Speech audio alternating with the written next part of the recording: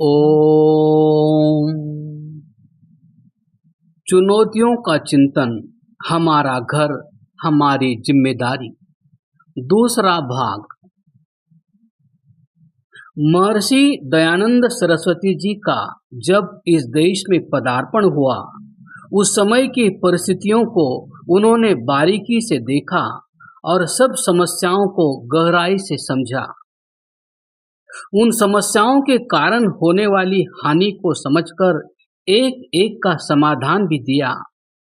वे सारे सुधार जो उन्होंने किए थे, आहिस्ता आहिस्ता इस देश के परिवर्तन की क्रांति का माध्यम बने।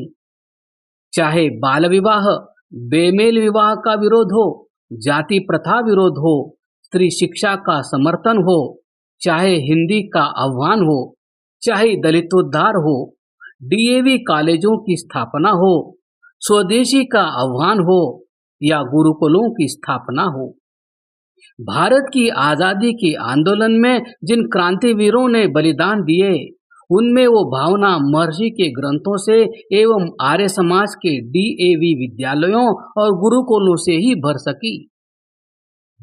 कुल मिलाकर कहने का अर्थ है कि महर्षि दयानंद ने उस समय जिन बातों को देश की उन्नति में बाधक समझा था, उनके विरुद्ध उन्होंने आवाज उठाई और हमें जागृत किया। आज वो सब विषय काफी हद तक समाज ने अपना लिए हैं, जैसे बाल विवाह, स्त्री शिक्षा, विधवा विवाह, हिंदी, स्वदेशी आदि विषय हैं। आज ये पर्याप्त रूप से समाज ने अपना लिए हैं। आज उनकी 200वीं जयंती हम सब मना रहे हैं। हमें आज के समय की चुनौतियों को देखना होगा, उनके प्रति जागरूकता लानी होगी। आज जो समस्याएं दिख रही है, वो भविष्य में विकराल रूप धारण न कर ले, ये हमें ध्यान देना ही होगा। हमारे समाज, परिवार व देश के सामने कुछ गहरी समस्याएं आने वाली हैं। हमारे देश को कमजोर करने की कोशिश न जाने कितनी शक्तियां कर रही है। उनके षड्यंत्र हमें सीधे सीधे नजर नहीं आते, पर जब गहराई से देखेंगे तो स्पष्ट होगा कि कुछ बाहरी ताकतें हैं जो हमारे अस्तित्व को हमेशा के लिए समाप्त करने की योजना बना चुकी है। हमें चाहे आज न दिखाई दे, परंतु उनके कुछ परिणाम तो स्पष्ट दृष्टिगोचर हो ही रहे हैं। वे हमारी युवा शक्ति को प्रभावित कर रहे हैं। उनके भविष्य को, उनकी संतान को, उनके स्वास्थ्य को, देश की कृषि को, देश की मिट्टी को दूषित करने का षड्यंत्र है। साथ ही षड्यंत्र है हमें आपस में लड़ाकर हमारे अस्तित्व को समाप्त कर देने का। षड्यंत्र का शिकार बड़े या युवा ही हो रहे हैं, ऐसा नहीं है। वास्तव में षड्यंत्र का शिकार बालक भी हो रहे हैं। आज बच्चों को उनके बचपन से दूर करने में वे शक्तियां सफल हो चुकी है। आप स्वयं इस पुस्तक को पढ़कर जानेंगे कि जो आज छोटी छोटी प्रवृत्तियां दिखाई देती है, वास्तव में वे एक भयानक षड्यंत्र है हमें और हमारे देश को तबाह करने का। अगर आज हम न जागे तो कुछ ही समय में हमारी परिस्थिति ऐसी बन जाएगी कि चाहकर भी हम उससे बचने की स्थिति में नहीं रहेंगे। अतः आप सबसे अनुरोध है कि एक एक लेख को ध्यान से पढ़ें। इन लेखों को हमने बहुत विचार करने के पश्चात तैयार किया है। हम सब कुछ समस्याएं अनुभव तो करते हैं, पर यह नहीं विचार हो पाता है कि यह अपने आप नहीं आई। विचार पूर्वक षड्यंत्र के तहत ही समस्याएं पैदा की गई है। आज हमारे परिवार बेहद छोटे हो गए हैं। जो रिश्ते हमें मजबूत करते थे, वे रिश्ते अब बच ही नहीं पा रहे हैं। आज भी अकेलापन समाज की बड़ी समस्या बनता जा रहा है। कल तो ये और विकराल रूप लेगा। समाज के ताने बाने में ऊंच नीच प्राचीन काल में तो थी ही नहीं। आज वह समाज को तोड़ने का एक बड़ा कारण बन चुकी है। जो भाई हमारे पास थे, उनको हमसे दूर करने के लिए जातिवाद की खाई को और गहरा किया जा रहा है।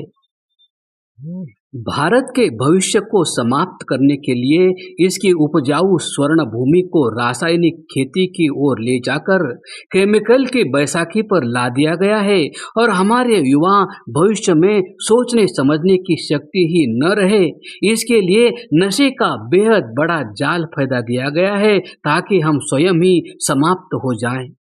लोगों को अंधविश्वासों के जाल में तो ऐसा उलझा दिया गया है कि वह उसमें बाहर निकलने की भी कभी सोच न सके और उसी के मकड़ जाल में उलझ कर रह जाए। धर्म के नाम पर इसे एक बड़े व्यापार का रूप दिया गया है। प्रस्तुत पुस्तक में इन सब 5 मुख्य समस्याओं के प्रति कुछ विशेष बातें रखने का प्रयत्न किया गया है। इसी के साथ 3 अन्य लेख भी हैं। हमारे भारतवासियों की खानपान की आदतों में आने वाला परिवर्तन वस्तुतः आया हुआ नहीं, जानबूझकर लाया हुआ परिवर्तन है, इसको पहचाने। साथ ही एक ध्यान हमने हमारी वास्तविक संपत्ति पर देने का निवेदन किया है। हमारी वास्तविक संपत्ति है हमारे बच्चे। ये एक सच्चाई है कि अब हम हमारे बच्चों को खाना, कपड़ा, मकानी हम दे रहे हैं। विचार रूपी भोजन देने वाला स्रोत कहीं और ही है जो आपके बच्चों से वो करवाना चाहता है जो उसके उद्देश्य को सफल करना हो। अतः अपनी संपत्ति को सुरक्षित कीजिए और अंत में ईश्वर की आज्ञा से सब मनुष्यों को कौन से न्यूनतम कर्तव्य निभाने चाहिए, ऐसे 5 कर्तव्यों की इसमें छोटी सी सरल व्याख्या करने का प्रयत्न किया गया है। सभी लेखों की पुष्टि में समाज की बिल्कुल सच्ची घटनाओं को नाम व स्थान बदल कर दिया गया है। उसके लिए आप प्रत्येक लेख के अंत में दिए गए कोड को स्कैन करके मोबाइल पर पा सकते हैं। इन विषयों की अलग पुस्तकें तो लिखी ही गई है, आप वे भी प्राप्त कर सकते हैं। पुनः एक एक लेख में एक बड़े षड्यंत्र का पर्दाफाश तथा समस्या के निराकरण से संबंधित कुछ सुझाव भी हैं। निवेदन है कि पुस्तक के 8 लेख अवश्य ही पढ़ें तथा अपनी जिम्मेदारी भी इनके निराकरण में सुनिश्चित करें। आज समय है, कल शायद सोचने का भी समय न रहे। महर्षि दयानंद जी की 200वीं जयंती हमें चिंतन करने का अवसर दे रही है।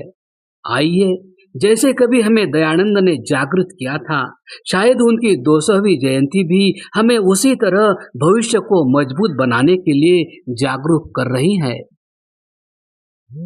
इस पुस्तक की विषय सूची। पहला विषय, आखिर क्यों जरूरी है गले लगाना।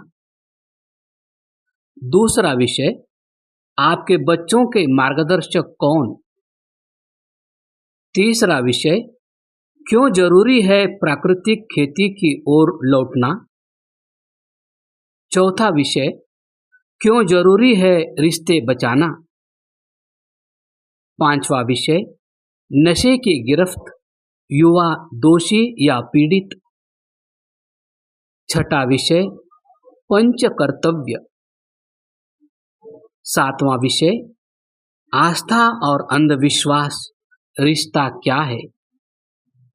आठवां विषय, मैं क्या खा सकता हूं, क्रमशः।